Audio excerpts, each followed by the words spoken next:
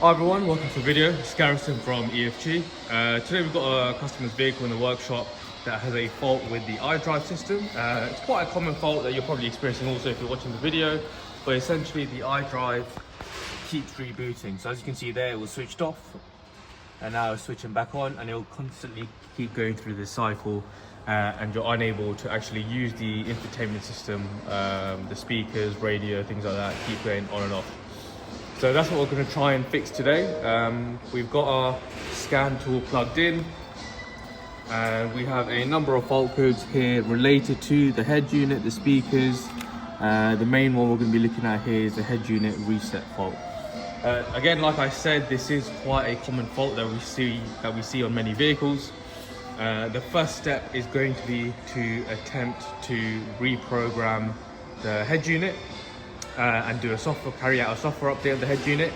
And if that was to fail, then we would unfortunately need to replace the head unit. But the first step would always be to carry out a software update. So that's what we're going to do. We're going to take you through, not take you through the steps, but just show you as we go along the progress we're making, and hopefully get this car fixed on video.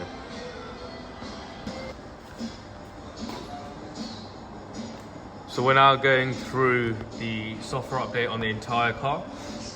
Whenever we do a software update, we do try and update the entire car so everything aligns and results in the least issues. So we're carrying out the update now. Everything's all plugged in, battery charger is connected. It's very important to have a stabilizer on the battery so that your voltage doesn't drop below the threshold whilst you're carrying out the update. But that's what we're doing now, and then once that's all complete, we can check it back and see if it's rectified the customer's complaint. So we're now on to the head unit part of the update, and you can see the head unit has now gone to the bootloader screen. This lets you know that it's currently going through the update process. So hopefully that will be successful. The software update is now all complete. We've done an ISTA scan of the car and cleared any fault codes that were there as a result of the update. And we've gone through all the reset and relearn procedures. And you can see now the iDrive screen is working exactly how it should be, not rebooting, not turning off, and everything is working as normal.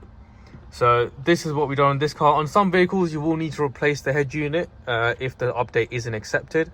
But I would say about 80 to 90% of the time, a software update will rectify the fault.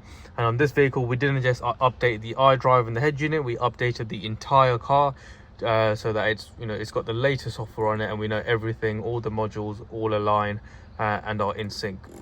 So if you need anything like this done on your car, make sure to give us a call. Check out our Instagram page or our website. You can place a booking for diagnostics and servicing all through our website.